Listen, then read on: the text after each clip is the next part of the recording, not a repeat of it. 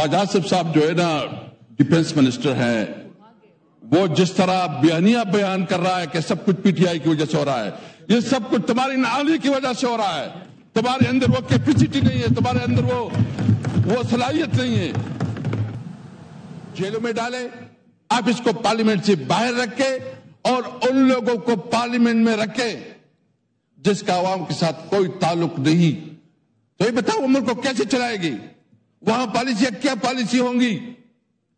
کیونکہ اس وقت سب سے پہلی جو کہ ایک فراڈ الیکشن ہوا ہے، ایک جعلی طریقے سے جو ہے نا اسمبلی وجود میں لائی گئی ہے، اور وہ لوگ اسمبلی میں بیٹھے ہیں جس کے پاس حق نہیں ہے کوئی اسمبلی میں بیٹھے، اس کے پاس حق نہیں ہے کہ وہ حکومت بنائیں، وہ عوام کی نمائندے نہیں ہے. ہم سمجھتے ہیں اس لیے کہ اس پارلیمنٹ میں اس وقت وہ قوت، وہ طاقت نہیں ہے کہ عوام کی نمائندگی کرے.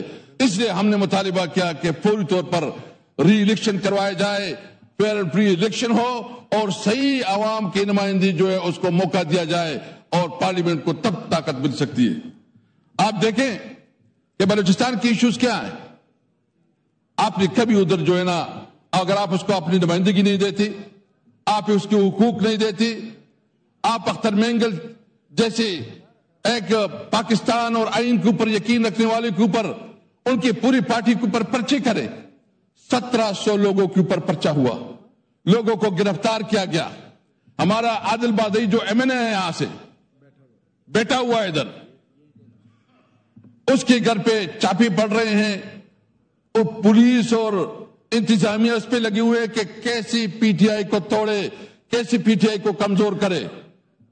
اور اس کی جو اصل کام ہے کہ وہ سیکیورٹی دے، تحفظ دے، امن قائم کرے، اس پہ مکمل طور پر ناکام ہے. تو اس موقع پہ پی ٹی آئی سمجھتی ہے کہ اس وقت یہ سب معاملات جو ہو رہے ہیں یہ انکانسٹیٹیوشنل کردار کی وجہ سے ہو رہے ہیں.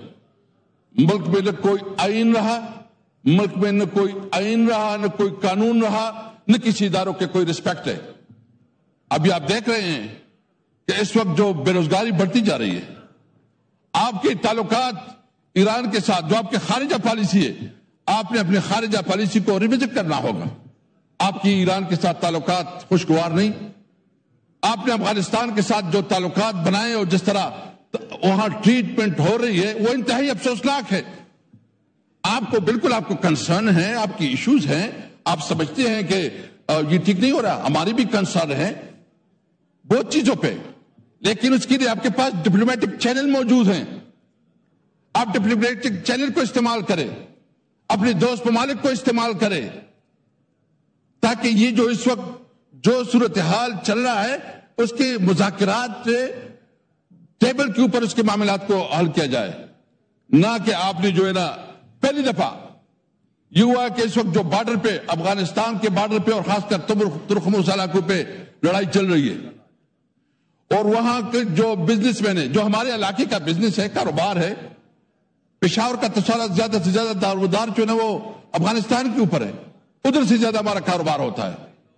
ہمارا زیادہ رابطہ جو یہ ایک تاریخی طور پر یہ روٹ، یہ تو Samarkand, Bukhara, central Asian countries, Russian state, یہ یہاں تجارت کے لیے آتی تھی اور ہماری اکانومیز پہ چلتی تھی.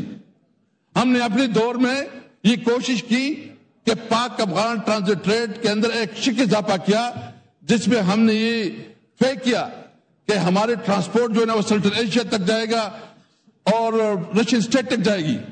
اور اس وقت آپ دیکھیں کہ ہمارے ایکسپورٹ کتنے بڑے، اس وقت ہمارے ایکسپورٹ تقریباً 1.7 بلین تک پہنچے. اس وقت ہماری جو ایران کے ساتھ تقریباً $1 بلین اور رشین سٹیٹ اور سینٹرل ایشیا کے ساتھ یہ مل ملا کے تقریباً $5 بلین بنتے ہیں. آج وہ کاروبار بند ہے. اس کے مسائل کیا آ رہے ہیں؟ بے روزگاری بڑھ رہی ہے، مایوسی بڑھ رہی ہے، نوجوانوں میں ناامیدی بڑھ رہی ہے.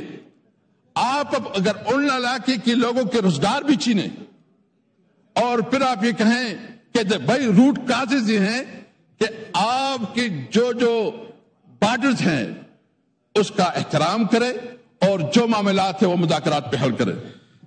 جناب چیئرمین، اس وقت سب سے بڑا مسئلہ وہ سیکیورٹی، خاص کر جو ہے نا یہ 2 صوبوں میں اور بلوچستان جو ہمارا فاٹا ایریا جو مرج ایریا ہے، اور اس پارلیمنٹ بھی کمٹمنٹ کی تھی، اور 18 امینڈمنٹ کے بعد جو کہ ایک ایگریمنٹ ہوا تھا فاٹا کے ساتھ کہ 1000 بلین روپیز جو وہاں کے ڈیولپمنٹ پہ لگائے جائیں گے. آپ رپورٹ منگوا کے دیکھیں اس وقت کتنی جو ہے نا ادھر ڈیولپمنٹ ہوئی، کتنا پیسے ادھر استعمال ہوا ہے. آپ جان بوجھ کر چھوٹی صوبوں کو جو ہے نا محروم رکھ رہے ہیں، آپ جان بوجھ کر جو ہے نا اس کو اس طرف دھکیل رہے ہیں کہ خدا نخواہ پاکستان کے خلاف وہ کام کرے. اور آج خواجہ آصف صاحب جو ہے نا ڈیفنس منسٹر ہیں، وہ جس طرح بیانیہ بیان کر رہا ہے کہ سب کچھ پی ٹی آئی کی وجہ سے ہو رہا ہے، یہ سب کچھ تمہاری نااہلی کی وجہ سے ہو رہا ہے. تمہارے اندر وہ کیپیسٹی نہیں ہے، تمہارے اندر وہ صلاحیت نہیں ہے.